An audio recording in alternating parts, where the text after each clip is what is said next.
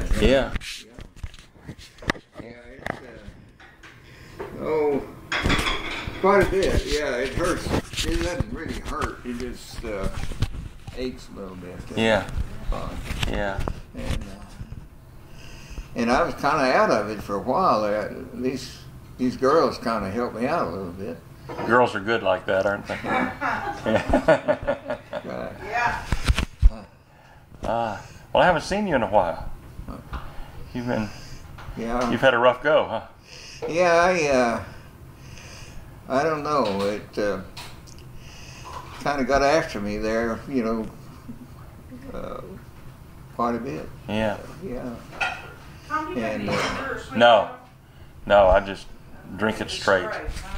I just drink it straight. There you go. Daddy, would you like some iced tea? I'll take some. Little tea. Do you want some lime in it or anything? Yeah, okay. So you're watching all this good news and bad news and back and forth, and I heard the stock market was way up today. That's good. Well, I tell you what, I sure do. Every once in a while, I'll go back and I'll watch some of the veteran shows that I did, and I've seen yours is still one of my favorites. I watched it. Yeah. You were the first, I think you were the first one that I did a double episode on. Okay, that's what I think you were the first one that I said, I can't tell that guy's story in 30 minutes. Can't really tell it in an hour, but we'll just have to do our best, to tell it in an hour. Well, I really appreciate all you've done. Well, it's people tell me that, and I appreciate it when they tell me that. I really do, because I understand what they're saying, and I understand them. Having the people are basically nice people, and I understand them wanting to show appreciation, to me. And I know it sounds like a bunch of hooey, but genuinely. It's like the same thing that Ann does. Right. Genuinely, the pleasure is mine. I mean, I get so much out of it. I know exactly what you're saying, because I get wrapped up in the stories. I want to, tell me the story. I want to hear the story.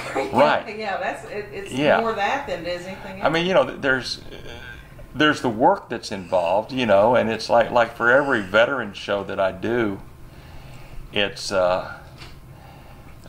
the only really work involved is typing out the notes. That's a little labor intensive, I guess, and the bookkeeping part, and taking the bookkeeping in heart. I just send a bill to KAMU every month, and they pay me a little bit to do this for my time, but. Don't tell them, but I would do it for free. But don't tell them that, okay? Yeah. As a matter of fact, I just got an email from Mike Guidry. Yeah, you and Mike are buddies. Mike and Audrey and my wife and I have become really good friends. Well, they are such a neat couple. Yeah. And this is going to sound so funny. I picked him up at the Bush Library the 10th anniversary. We happened to be standing next to each other, waiting, for the parachute drop. Right. And he was in uniform, and I just struck up a conversation with him, and gosh, he's just such a Was nice this before he'd gone to Iraq? No, he had just come back. He just got back, okay. Yeah. About a year ago. From Fallujah. Oh, okay. All right. But he's all fired up. He wants to do a table with information about Veterans of the Valley and have a VCR running. And we talked. That'd be great. I saw him Saturday. Actually, I saw him today. I dropped off a DVD of his show that I did with him, and but I saw him Saturday. Actually, we took him to the Longhorn on Friday night, so we just spent some time together this weekend, and he said that, and I told him I've got some of the earlier shows on a VHS tape, like 6-hour VHS tape that has 7 or 8 shows on it, to where he can just slip it in and not have to worry about it for 3 or 4 hours or something like that. Perfect. And then and I've got about 5 or 6 of those, so it all lasts you all day long. Oh, good. Yeah. Here, you want to put this? Yeah, hang on a second, Daddy. I think. Is it? Hold it. I know it's kind of awkward there. There you go. But I really, and you know, I've interviewed about, the last time I counted, I'm over 100 now. I'm about 105, 106, something like that. Wow. Well, I know that, I know Bill Youngkin is getting close to 200, I think, or Right, something and like I think that. we don't have all of his scanned in. Well, you've got a yet. lot of them because, We're as a matter of close. fact, that helps me every week because Does it?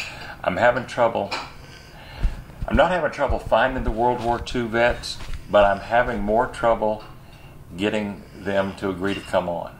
Oh. Not because they don't want to tell their story, but they just don't think that they're up to it. And I, you know, and like yesterday, I called. Who did I call yesterday? It was one that, because I got it from your website. Yeah. Because I don't know why the Eagle doesn't archive those stories, but they don't. But thanks to you, there are some of them that you have scanned in. Yeah, and we have a backlog because my office has been out of commission now for about the last 3 or 4 months. So Colleen Reisinger is one of my volunteers. She's Daddy's age, and she has all of them, not all of them, but she has the ones she hasn't scanned in yet in a folder.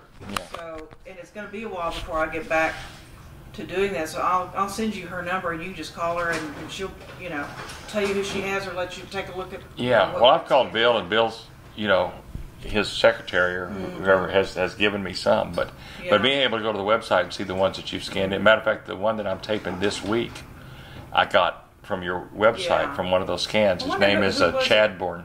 Oh, okay, yeah. Chadbourne, Joe Chadbourne, Chad, I believe. Maybe right. I think that's his name. Now, who was it you said you called that didn't want to go on? I wonder who that was. He lived over near me. Who was? I just called him yesterday. I'm not remembering right now what his last name was. But I get a lot of those. There's a difference between talking to Bill, you know, just sitting down for a newspaper article, and you know, and being on the TV and all of that. Well, you know, what I find too is that, and I've noticed this with Daddy, I'm trying to remember who was over here. Who came over to visit with you, Daddy, and the two of you went in the living room to visit? Oh, it was Jim Woodall. Oh, yeah. And Karen had not been here before when Daddy was visiting with another war buddy. You know, they'd been in the war, not necessarily served together.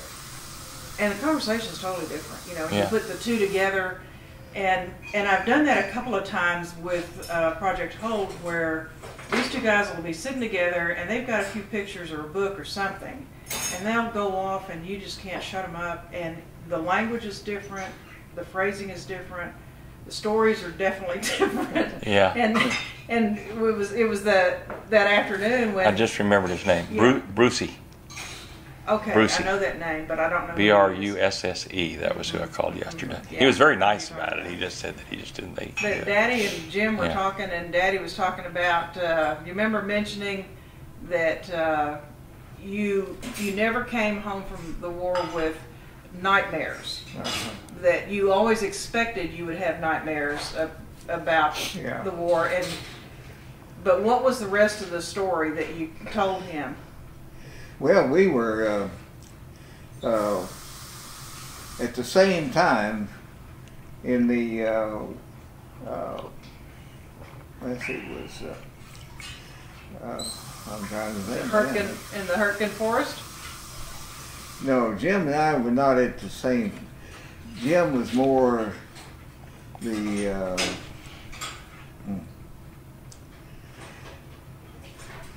anyway, I was more in the World War II. He was more the Korea?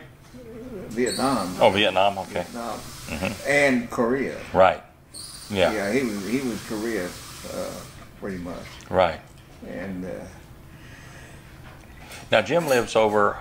Does he live off of Deacon or off of Rio Grande in that subdivision? Yes. Well, I had him on the show. Right. But it wasn't. That was a year ago when I was out of commission when Kyle did it. Yeah. And so that'll be repeated here real soon. Oh, good. Because right now we're doing every other week we're doing a show that aired about a year ago. Oh, good. So the ones that Kyle did, and he did about 5 or 6, are airing right now every other week. Right. Yeah. Well, Yeah, so you know, his will be Jim is repeating here working soon. on the Congressional Medal of Honor Aggies. He's doing a book, and I think A&M Press has just picked it up. Oh, is that right? Yeah, so he's really working hard right now. Yeah. Well, I got quite involved with Attorney Leonard's story Right. because he was class of 42. Right. And Right. I never, the main connection was that, well, I was in the tank destroyers. So was Attorney Leonard. And I didn't really have much connection other than that we both served tank destroyers. Well, that was, he was with the 893rd. Yeah. Well, so was I. Yeah. But I didn't serve. I did serve in the 893rd. But that was after the war. And You were in the 814 when I during was, I left the 893rd, and of course, Attorney was long deceased by that time in the 90. Well, he died during the war. Yeah, it was. Well, you know, I'm not really all. Well, you've got a little bit of medication in your system, Daddy. Yeah. Yeah, and we're only talking 60 years ago. I got interested. I got interested in his being in his service during that period. In August, I mean. This is cute. Let's see. Well, anyway, I found his tour of duty, you know. You know that was. I'm trying to think. Well, you ordered all of his files. Yeah. I found this through the Army records and all in Washington, and. So it was deceased personnel files, and those had to be picked up through Washington rather than the other than the files. Yeah. And so finally, I got a hold of the files, and it took me 2 or 3 years, I think, to finally get it. Right. And it showed the whole thing from the beginning up. Wow. And his mother had sent a lot of the files that she had. You know, her about her hair, his hair. You know, he found that. Yeah. She located did all that, and anyway, it all turned out. But Jim has borrowed your files Yeah. to work on that chapter Yeah. of his book. And it was about that thick. That's Jim amazing. got 'em. Yeah. It was amazing. I know got the when whole Daddy thing. was telling me what he was able to find about the actual, you know, almost minute by minute of when he died and what all happened was just incredible. Right. Yeah. Yeah, of course, there was a congressional investigation part of that through Senator Tom Connolly and Tiger Teague. And anyway, it all came out. Yeah. And so it's there. And Jim has done one of the other files. One is one of the soldiers with the, or not, airmen on that Ploesti raid. And so he's got quite a bit on that. Yeah. And I guess there's 7 Medal of Honor recipients. Right. And so he's got those 5. Right. Right. And yeah. so it'll be quite a. It'll be quite. When does he plan to finish it? I think he will probably have most of the manuscript finished within the next few months. That's what he's trying to do. Because I know when we were talking last, we talked about the fact that A&M Press is so slow that it may be 2 years before the book is out. And he wanted it out pretty quick. So right. He's going to have to get it to him real fast. Yeah. Yeah. But he's getting there. He's working awful hard on it. Yeah. So it'll be a good book. Daddy had almost finished your memoirs, right? What? You have almost finished your memoirs. Well, I'm not sure I'm going to. Well, you got through the early. You went from day 1 to you're almost through. You were almost through the war, right? Yeah. Well, we can write the rest of that, Daddy. But you want it written right, though, don't you? Yeah. You'd prefer the truth, right? Yeah, we're gonna write it our way. Yeah, that's a scary thought.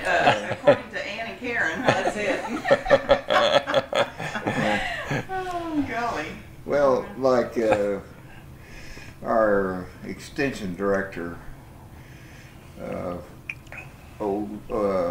wanted to know what I'm doing now. I said, well, I wrote the version that the members of my battalion presented, and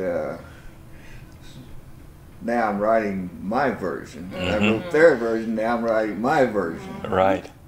And But you've been working on that for a couple of years, haven't you, Daddy? yeah, Yeah. You've got quite a bit of it. Yeah. Well, that's good. Did you type it, or do you just talk it, or what do you do? Do you write it longhand, or? I think it's all. You've got it all typed on the computer, right? Right. It's on Yeah. Well, my wife, Rosemary, she did all the computer work. Right. I did the longhand. Yeah. And so she had quite a job there. What, reading your writing and. Yes. But in those, I don't know if you got to see the letters that he wrote home from the war. The handwriting was beautiful script. Yeah. But it changed within the course of a year. Is that where you got your calligraphy from? Because I got that card you sent me. Oh yeah. And I thought, Well, wow. I studied calligraphy for about 30 years, and that was something I was doing in Austin. But Daddy's handwriting was beautiful. But I noticed that there's a letter it's about December of 1944 that's beautiful script, Palmer style, and the next letter is about a year later in January, or no, it might have been 2 years later, and his handwriting was still script, but it was a little backhand. And from that moment on, it kept changing. It was more backhand and more backhand. And and I think I'm the only one that can translate it now. It's getting a little bit. I'll tell you, a little harder. Yeah. Yeah. Yeah, it's not like it was. Well, I think the African tick bite fever took a toll on his small motor skills. Yeah. And so his handwriting wasn't that great before, and so that was really kind of hard to read now, but we manage. Yeah. But you did write all of you wrote all of your first book in longhand. Yeah. And Mommy saved all of that, and then she typed it in. Yeah. But I think this one, though, aren't you right? You're not doing longhand, you're just typing it in. Now remind me, you came home from Europe when? When did you come home from the war? I came home in December of 45. Of 45. And see, I entered the Army in February of 44. 43. 43. 43. And I volunteered for the draft. Right. And that was when they were well, you could volunteer for the draft, and I more or less went on. I didn't want to fool around. Right. I didn't want to. Yeah. Well, Yeah. now what class was it, Daddy, that left en masse from A&M? It was 41. Was it 41? Was it 41 and 42? Were there two classes there, weren't they? Let's see. It's class of 43. Okay. Yeah, I 42 never and really got 43, it I think, straight. yeah. Yeah, I didn't remember. But Yeah. I think they were brought in. Right. Yeah. Right. And they had to go through OCS. Right. Yeah. Yeah. And Yeah. But Daddy, when you signed up to go into the military, did you go to the Army recruiter and sign up? Is that what you did? well, I went to Lubbock, and I was inducted in Lubbock, and I knew there's a reason I didn't like Lubbock. yeah. And then I went to the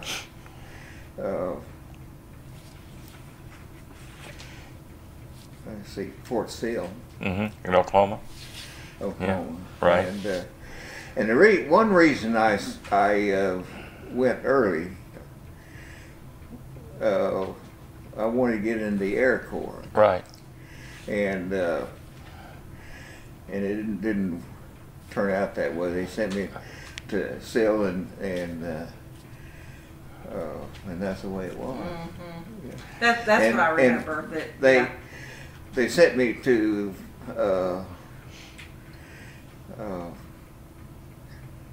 Fort Hood, And that's a replacement training center. Right. Right. Tank destroyer replacement center. So, but you wanted to fly. yeah. You wanted to fly. Yeah, that's right. You wanted to be a pilot. You wanted to fly bombers, or And it just didn't work out that Well, way. and your why? Your Why did- mom, yeah. Tell me about your mom taking you to go up in a plane. My mother? Mm-hmm. Well, that was when I was a kid. Mm-hmm. Yeah. Well, my father was in the hotel business out at Big Spring, the Crawford Hotel, and she took me out to the airport. Said, "Now there's a very famous person that's flying out of here. He's landing and he's taking off." And turns out it's Will Rogers, and who I really didn't know at all Right. at that time. Right. And I was quite impressed with all that. And later, I found out it was Will Rogers, and that we flew.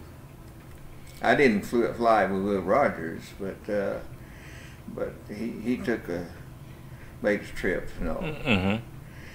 And But did you go up in a biplane? oh yeah, one of my first trips was in one of those flying jennies. Yeah. you call them. And we flew. And the way it was, my younger brother and my father, they flew. And I was a little hesitant because that pilot, he had his boots on, you know, those old flying boots, and I said, "Oh, you got your boots on?" He said, "Yeah." He says, "That's to protect me from snakes." so I wasn't too interested in getting that plane, and I got in the plane, but then I think I jumped out. I don't think I flew, but my younger brother did. Yeah. He flew. Yeah. And my father, they took off. Right.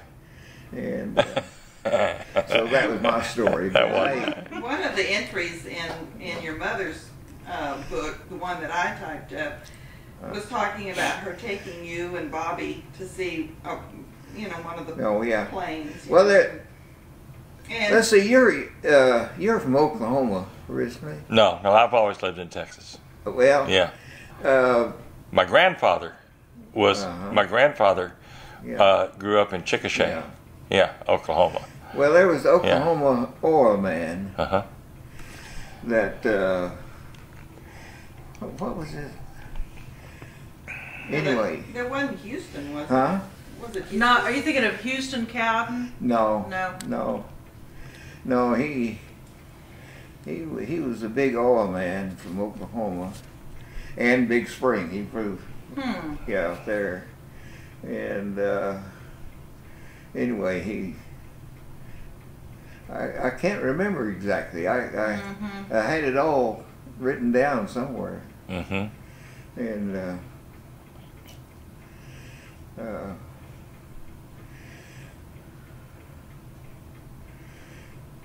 I can't put it all. Well, in this book, Mother B talks about taking you and Bobby to see this trick. Aerobatic, yeah. And she said, well, and of course the boys were little, Daddy and Bobby were little. Yeah. And she said, well, the boys were too afraid to go up, but their mother did. She got in the plane and went. So she enjoyed that kind of. Well, it was a time for flying, really. Yeah. And the barnstorming days. Right. Yeah. And, barnstorming and pole sitters. Oh, yeah, barnstormers. And you had a pole sitter there, and was it Big Spring? What? Pole sitter at the hotel in Big Spring. Oh, yeah.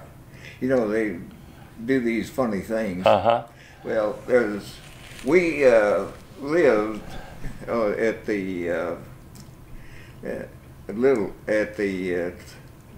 top of the hotel. The hotel that your dad owned. Yeah. And so this man that got on top of this flagpole, way up on top of the hotel. Top of the hotel. And my mother would reel up soup. And so he had plenty to eat. And then they're ready to bring him down, and he had a little problem, anyway, it all worked out. They brought him down, put him in the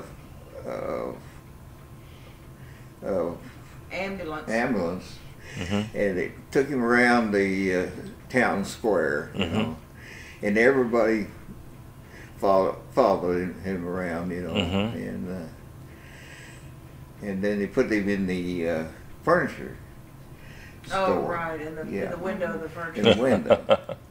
And everybody, watched that. But now, how did he earn money this way? Because it was depression, and it was a stunt to earn money. Right. So did he sell his story to the newspaper, or did the furniture store pay him for bringing customers or something? Yeah, there were a lot of things going on. Okay. Yeah. I couldn't figure out how that worked. Yeah, one of the pictures in one of her scrapbooks shows Daddy and Bobby there with the pole sitter doing, getting ready to get on the pole. Yeah. But see, then let's see. After I left Fort Hood. Yeah. I went on to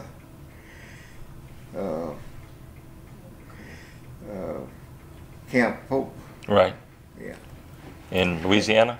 Yeah, that was a place there, and all maneuvers. Right. And it was more of the winter time and pretty cold. Mm-hmm. I'll tell you that Louisiana Yeah. is cold in the winter. And so then I went on to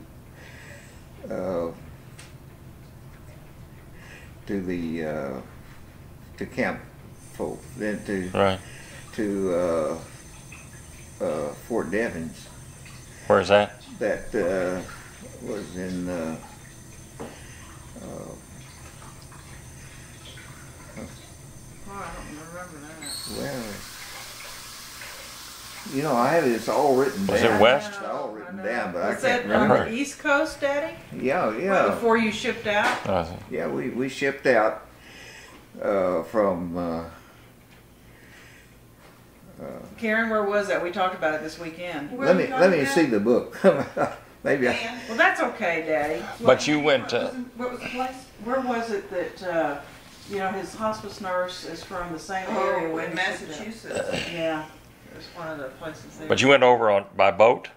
yeah, we went on Right. the Isle de France. That's right. Which was a passenger ship, right? That was turned into a We yeah. were- Liberty ship or Right. whatever. Yeah. No, that was 15,000. 15,000. Right. Was, you know, the French liner had been taken over by the by the French, Right. and so they manned the ship. Did y'all zigzag? And, Did it zigzag across, or did yeah, and I assume we did because it took a while? yeah, Yeah. no, we.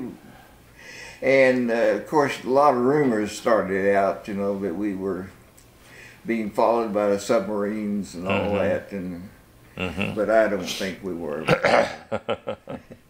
And I remember that picture that we used on the TV show that was also on the cover of the magazine. Is that right, or in the Right. or in a book? It was the that. UVF magazine. Yeah. Yeah. what's that? The picture of the tank. Dawn. It was on front of a book, the George Forty book. Yeah, of you Don were found, of one of your tanks that Yeah. when you Yeah. with your head sticking up in the tank. Right. Yeah, I remember that. Yeah, Yeah, Yeah, it was pretty but cool. yeah, now I've got all this written down, but I can't recall it Yeah, right well, now. that's all All right. right. That's all right. But we got to we landed at in Scotland, and right away we ended up in England near Packington Park. right, That was a place near Birmingham, right. and that was quite a place. We all had not we all. I said I had a girlfriend there, and most of the fellows in my outfit were married, and they didn't pick up. Well, Daddy, how long were you in that spot? I mean, to have a girlfriend, you got to be there more than 24 hours, I guess. But Well, I don't know. Well, about 3 months. 3 months, okay. Well, that's more sounds realistic. Yeah, and you know, and then they began to deal with the marshalling areas on the coast, Right. and I had a girlfriend down there. And, I'm remembering all this now. Yeah, you remember And this one of them broke your heart, or Oh, that's Annie. right? That's Annie. That's right. Yeah, we Yeah. talked to Annie pretty And you often. Not once a that's year. right. You still and well, that she's was the in one. Holland, though. That was Holland. That's That was what Holland. Yeah. We're This is this is Annie. fast forward 3 or 4 girlfriends to Annie, right? Well, and don't forget the one that wrote home to your mother. You stayed with her and her family before you shipped out. Oh, I had a girlfriend in Chelmsford, Chelmsford, Massachusetts. Massachusetts. That's where Fort. Yeah. There, Chelmsford, there, yeah. and I dated this girl. Well, what they do, these girls would be shipped in, you know, to the post. USO, and maybe? we have a dance, and it wasn't, you know, nothing really serious. It was just we danced, and it turned out I didn't show up for one of the dances. Yeah. And the mother knew that I had shipped. Mm-hmm. And so she wrote my mother that he's gone.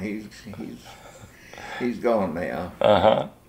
And she had my address and everything. And when I arrived in England at Packington Park, there was a letter from my mother there. Uh-huh. And so it all worked out. Yeah. Yeah, no, I remember about Annie, and y'all have become friends. Yeah, that was a great story. Mm-hmm. Well, and we had tried for a while to get Annie to come here, or to even meet her halfway, and we just couldn't quite get it together. She has never flown. I see. And she was not interested in flying. Yeah. And so it would mean a cruise, which would be a little bit more difficult, more awkward. And I don't know that her health is that good right now either. No. She's in a retirement home. In England or in Scotland? Or? In Holland. In Holland? In Maastricht. Yeah. Yeah, but we were there last year. Was it last? No, it year before last. You and Joanne. Yeah. Yeah. Yeah. Daddy and my aunt went back to a battlefield tour, and they got to see Annie then. Yeah. And we correspond still. Yeah. Talked to her quite a bit, right after Mommy died, and then just before. She was calling pretty regularly, and we'd try to call her. And so I got to see Annie and Theo. I went to Europe one time and stayed with them for a few days, and then but we had already met Theo because he had already been to Austin. Yeah. In the late, mid-70s, I guess, 76. Yeah. So, but just close family ties now. It's just like an extended family. Yeah. So, and when I was doing Daddy's scrapbook, his World War II scrapbook, and I asked for his dog tags because I wanted to put those in there, and so I was arranging them on the page and kind of tacking them down, and there's a little cross that's attached to his dog tags, and as Daddy was looking through the work that I was doing on the book, he said, well, you know where that cross came from? And I said, no. And he said, well, Annie gave that to me before I left. So he'd worn that on his dog tags all that time. Did you ever tell Mommy that? Oh, yeah, I did. Well, the Dutch were very interested in us, and they appreciated what we did. Yeah. And, I remember you telling me that. And you could say the French were not quite that interested. Appreciative. Yeah, but everybody did their part. And did you come in contact with many British military? Village military? British? Yeah. Oh, yeah. Yeah. We were with the British Second Army attached to them. Right. And we got to know them very well.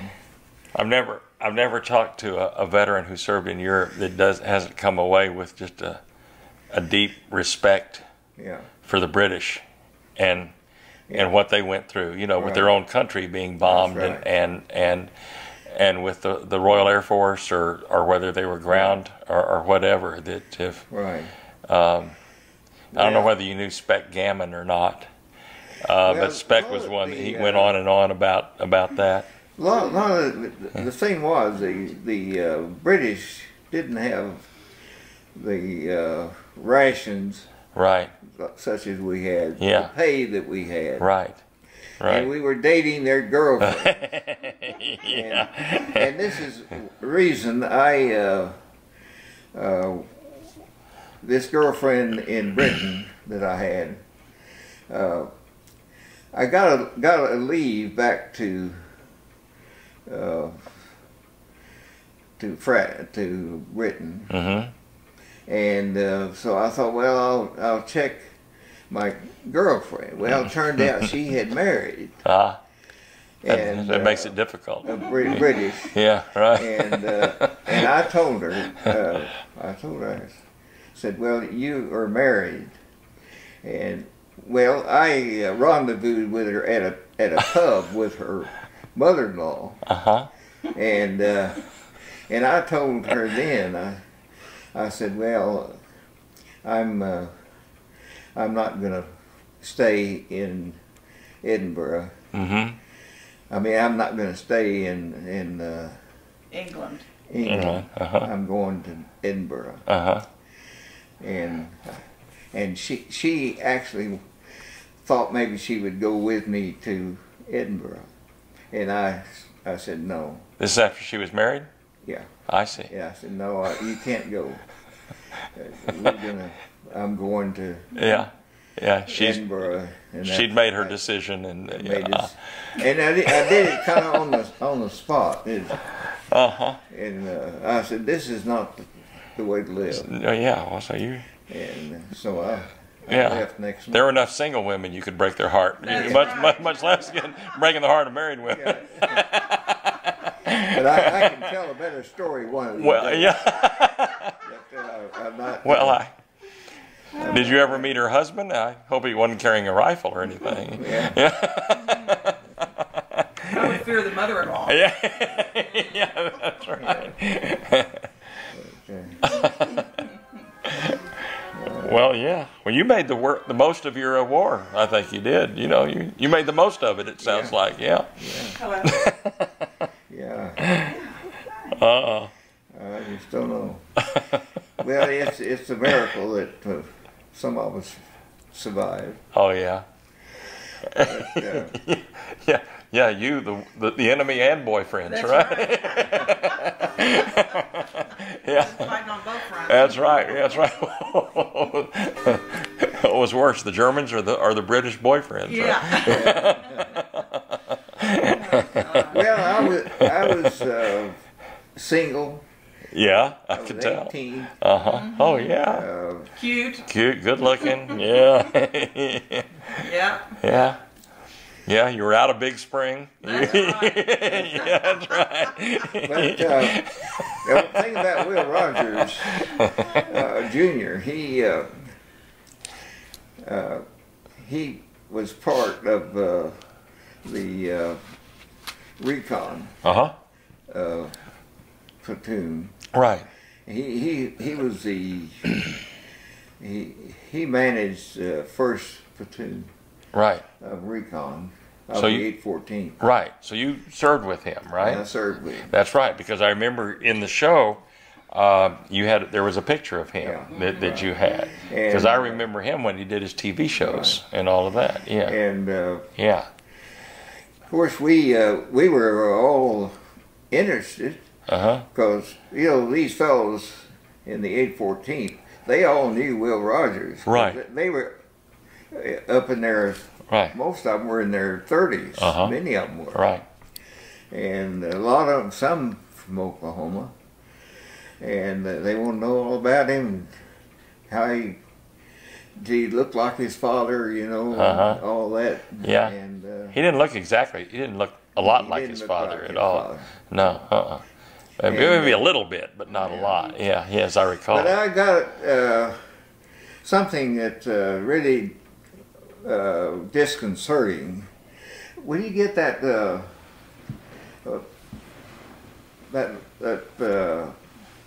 it's a paperback. I mean, Your 814th book? no, it's The magazine article? magazine article that I copied from what's her name? Not sure. Where is it, Daddy? Is It's next to the Is it next to your computer. print? Next to your computer? yeah. Okay. It's a yellow sheet. Okay. Barbara Walters. Okay. I'll tell you, things look strange. Yeah. I happened to, in my article that I wrote about, I copied from Barbara Walters, and I've been in touch with Andy Rooney, and he had written that Andy Rooney was a writer for Will Rogers Jr. During the 50s, and that what's her name was Barbara Walters was his assistant writer, and this was in the 50s, and it's pretty bad. You want me to read it? Can you read it? Let me see if I can read it. Okay.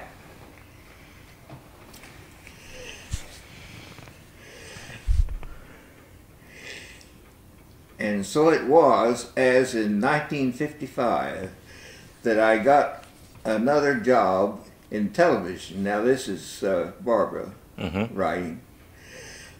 That this time at the CBS as a writer on the year-old The Morning Show. That was New York. My job was to write and phone and produce. The secretary, here, you better read. You want me to try it? Okay. I'll see if I can just decipher it. Okay, my job was to write and produce segments, monthly fashion shows, using live models, which would help attract women viewers. There was no thought of my appearing on television. The only on-camera job for a woman then was as weather girl. This is not to say the morning show did not have its share of talent, even if they were Homo sapien. A young Walter Cronkite and Charles Collingwood would be first co-hosts with, gosh, Daddy, Olympics broadcasts, and with World of Sports legend Jim McKay doing the sports reports. By the time I arrived, Collingwood had been replaced by the actor Dick Van Dyke, who would go on to win 3 Emmys for his own long-running TV series with Mary Tyler Moore. In 1955, Dick was up against it at CBS. We all were. Replacing Dick Van Dyke with Will Rogers Jr. and renaming the show Good Morning did not help. While Jr. had an easy smile and familiar twangy voice of his favorite cowboy humorist columnist entertainer father, he didn't have his father's common touch, or any touch at all. Behind his back, we added a clause to Will Rogers Jr.'s famous quote that he'd never met a man he didn't like, that is, until he met his son. Will Jr. didn't have his father's humor either, despite the efforts of his young writer, a fellow named Andy Rooney. Even Andy couldn't instill much spontaneity into Will, but every bit of wit or wisdom he uttered came out of Andy's typewriter. Not long after Good Morning folded. And this is from Audition, a Memoir, Barbara Walters, Alfred A. Knopf, New York, 2008. Yeah, that's from her book. Yeah, her book. Yeah, I see. And well, I'd heard that he wasn't a really well-liked guy, that Will Rogers was. I'm in touch with that. Yeah. Will Rogers Memorial. Quite a bit. Yeah. And so I'm debating about whether to say, now this is what happened here, that this woman badmouthed Will Rogers Jr. Well, I'm not sure I'll do it, but if I ever get my wits about me, Well, she's on record. I mean, it's, you know, it's, Yeah. Yeah, there's a lot about her. Yeah. And she's done a lot, I think, she's bad-mouthed herself. Yeah, I was going to say she didn't do a lot for her own character. Right. Yeah. But when I was up there in, July of 93, why, I visited the librarian, which we'd been in touch and all, and she wanted to hear more about the story and all. And we talked about Will Jr. quite a bit. And it so happened, Jimmy Rogers, the younger brother, showed up. He wanted to know what I was doing, you know, what I was up to. And I said, well, I wanted to visit with Will Jr. And this, you know, the younger brother. And so he wanted to know what my connection was, and I said, well, Will Jr. was in my company, and I knew him fairly well. And but I didn't really know. I did know Junior. And in fact, Junior and I had visited once in Los Angeles, and we were on the plane, and he was getting off in El Paso. I was getting off. No, he was getting off in El Paso. I was getting off in El Paso, and he was getting off in Tubac. Yeah. He was going on down south where he had his ranch. Right. And so anyway, I called Will Jr.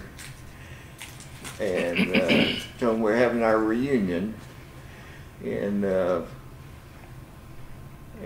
he should come to the reunion. He said, yeah, I got your letter, but it said I'm going to the function of the Will Rogers Folly that is being held in New York City, and would not be able to be there. Yeah. And so Will Jr., well, then it was that Will Jr. said that he was not interested in Will Rogers Jr.'s military career. For some reason, he said, I'm not interested in all that. And I can tell you a few things, but I'm just not interested. Well, he said, now do you want to ask me any questions about Will Jr.? And by that time, I was kind of irritated, and I said, no, I guess I'm not too interested either in your story. But I found out later he was a Marine. He did serve. And, but there are a lot of things that just didn't work out. Why did you not get to be a flyer? What was with Will? No. Why did you not get to? You said you wanted to fly. I went because you just had to go where they sent you, or well, the first sergeant of my company, right, that I was in basic training. Yeah. He said, you fellows this volunteered and you wanted to fly. Said, you're not going to get to fly because we've got other plans. You're gonna go out for other places. Yeah. And that happened to be the tank destroyers. I mean, right. And I didn't. Yeah. That was it. That was it. Yeah. Yeah. You're in the Army now. And it happened with others as well. Right. Yeah. And so. And I guess I wouldn't have made a very good pilot. My brother, here's the thing about it. Here, my brother gets in the Navy, Naval Air Corps. Uh-huh. And he ends up in all these places, you know, Corpus and one thing and another. Mm-hmm. And he gets his wings. Right. But he gets them just as the war ends. And so he didn't really get to fly in combat all that much. Mm-hmm. But he did fly. He was in Okinawa for about a year. I see. And, I see. What did he fly? Oh, TBMs. Okay. Yeah. And so he had his experience, all right. Yeah. Yeah. And my mother's first husband, who was killed in the wars, he flew. He was a Navy instructor, pilot, and he was killed actually during a training mission. One of his students clipped his rudder, and he went in. But he flew Hellcats, F-6F Hellcats by Grumman, those. So he was a Navy pilot. Yeah. Well, the thing about it, my brother named Boykin. Uh-huh. Well, some Japanese came over to visit the Federal Reserve Bank in Dallas, and my brother was with the Federal Reserve Bank, named Boykin, and he had him tabbed as the Japanese had him tabbed as Boyington. Oh. Pappy Boyington. Pappy Boyington. And they thought my brother was Pappy Boyington. And I think they finally got it settled. But, it was quite a little go-round there. I always try to get a feel for, I mean, of all the veterans that I've talked to, I try to really get a feel for what it was like. I mean, to wake up every day for a certain period of your life, and knowing that you were involved in a war, that there was somebody out there that wanted to kill you, and and hope every day that wasn't the day that they'd find you, or and well, I've just finished reading a book about the Pacific. And Max Hastings. Mm-hmm. Are you familiar with his? No, I'm not. Well, he wrote one about the war in the Pacific and also in Germany. Right. A British, and a wonderful writer. Right. And so I was quite taken with that phase of the war. The different enemy. I mean, the Japanese and the Germans were totally different ideology. And they had to kill the Japanese. Right. Right. They couldn't take them prisoner. No, because they were fight to the death. They had that mentality. They would. Yeah. And this is the sad part. Very, very sad part of the war. Right. Whereas the young German soldiers, they were just as, they were just as scared as you were. I mean, they were, they didn't want to, they didn't want to die either. Not necessarily there by choice. Right. Exactly. Exactly. Yeah. Yeah. And they, they just died on purpose. Right. They'd rather die than to be a prisoner. Right. And exactly. All about losing face. Yeah, that's right. So it was a bad situation. Because there weren't in Europe. I mean, there weren't suicide pilots in Europe, right? I mean, they weren't. They didn't. No. They didn't. They wanted to live as much. Yeah, they wanted to live. They didn't. You didn't have to worry about planes crashing into your tank. Yeah.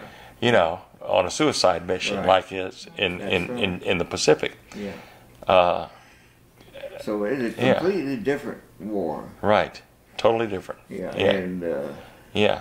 And that's why the people that now I guess when the war ended in Europe, were you one of the ones thinking that maybe you'd have to go to Japan? and then the war ended I in went Japan back and into training. Right. Oh, in Germany. To go west, to go to the west. Pacific, yeah, And, for a ground I war, wasn't in the mood really. yeah, wasn't in the mood, right? It was kind of yeah. We were dreading going back, Oh yeah, and I don't know whether you remember Tom. Let's see, he was in the Animal Science Department, and he flew a plane, a bomber. Mm-hmm.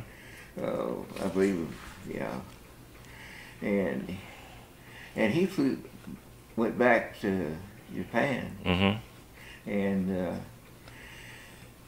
and he was shot down over Japan, Mm-hmm. and one of his plane went down. He lost his crew, Yeah.